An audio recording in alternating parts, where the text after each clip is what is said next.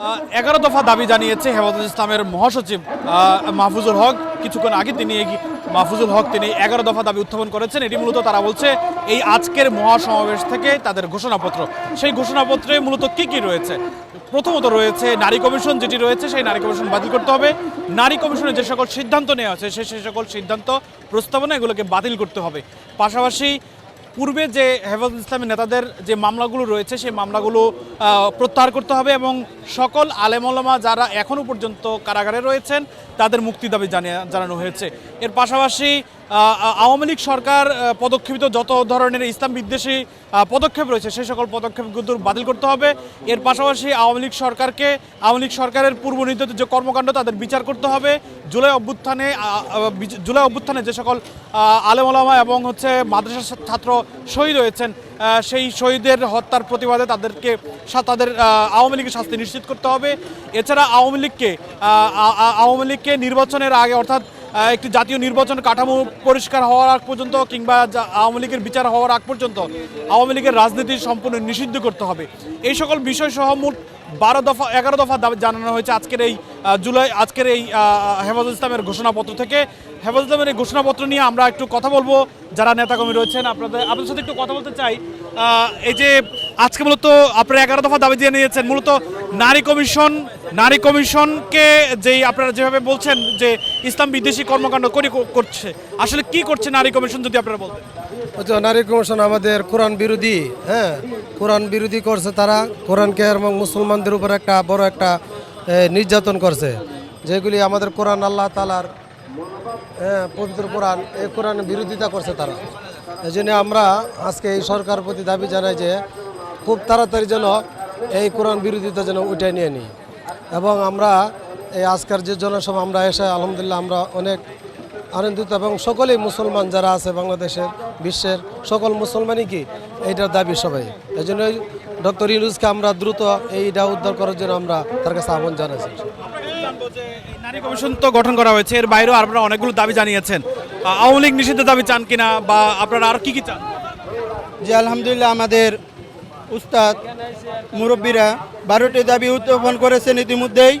আমরা বিশেষ করে শেখ হাসিনা অর্থাৎ শেখ হাসিনা খুনি, তিনি দিনা দুপুরে মানুষকে হত্যা করেছেন। বিশেষ করে 13ই শাপলা চত্বর এবং জুলাই উদ্যাপন ছাত্রদেরকে কুপিয়ে হত্যা করা হয়েছে। আমরা সকলে মিলে যেন আল্লাহ তাআলার কাছে দোয়া করি তার অতি শীঘ্রই যেন তার সুবিচার হোক।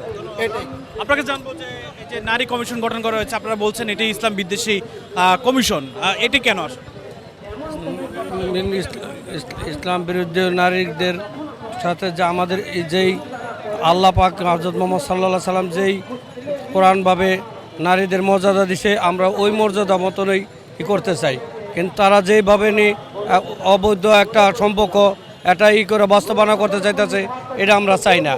তাহলে আমাদের বর্তমান যে ওলামা হযরত আমাদের মুরব্বীরা যেটা নিয়ে করে করতেছে, তারাই আমরা মেনে নিতে চাই, এটাই আমরা করতে চাই। ধন্যবাদ। আপনাকে জানবো যে ইসলাম তো নারীদেরকে একটি পূর্ণ মর্যাদা দিয়েছে, নারীরা কি কর্ম করতে পারবে কিনা, পর্দার বিধান মেনে তারা কি আসলে কর্ম করতে পারবে কিনা, কিংবা কিভাবে তারা আসলে কর্মজীবী হতে পারে?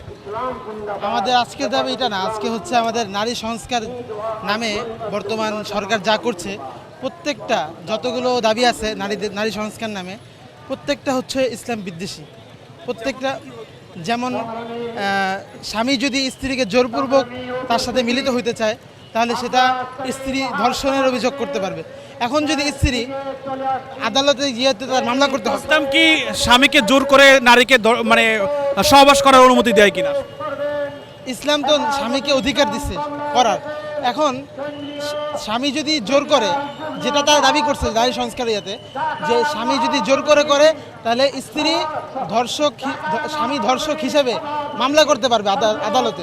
এখন স্ত্রী যদি আদালতে গিয়ে মামলা করে তাহলে আদালতে তো সাক্ষী ছাড়া হবে না, সাক্ষী সেখানে কে থাকবে? আমাদের প্রশ্ন, সেখানে সাক্ষী কে থাকবে?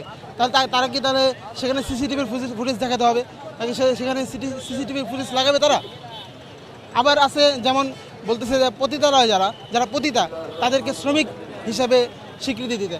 এখন সমাজে পতিতা আছে, সমাজে চোরও আছে, ডাকাতও আছে, এখন তাদেরকেও কি শ্রমিক হিসেবে মর্যাদা দিবে সরকার? যদি এগুলো না দিয়ে থাকে, এগুলো তো কোনো সুস্থ মস্তিষ্কের যারা, তারা কখনো এটা করবে না।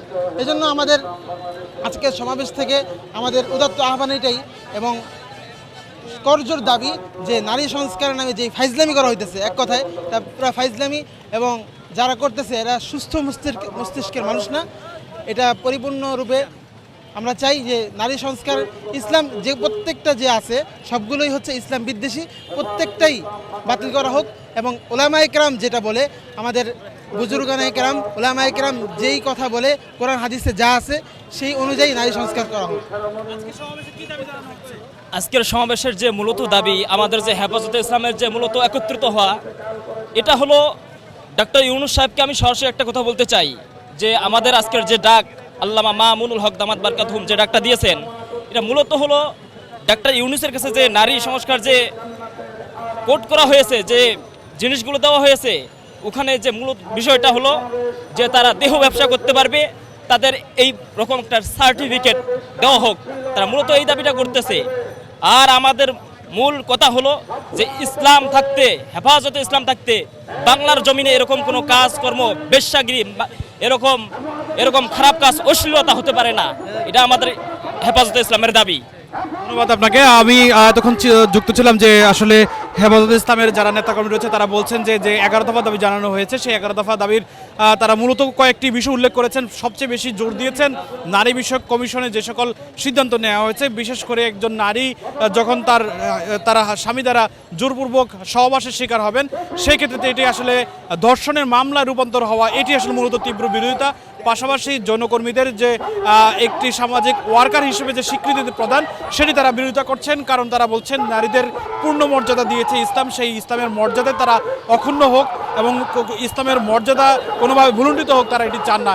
এটি আজকে মূলত তাদের মূল এজেন্ডা। এছাড়া আরও যে 11 দফা দাবি জানিয়েছে, সেটির মধ্যে উল্লেখযোগ্য হচ্ছে যে আওয়ামী লীগ সরকারকে নিষিদ্ধ করতে হবে। পূর্বে আওয়ামী সরকারের সময় যেই ধরনের মামলা হয়েছে হেফাজত ইসলাম নেতাদের বিরুদ্ধে, সেই মামলা প্রত্যাহার সহ আরও বেশ কয়েকটি দাবি জানানো হয়েছে আজকের এই সমাবেশ থেকে।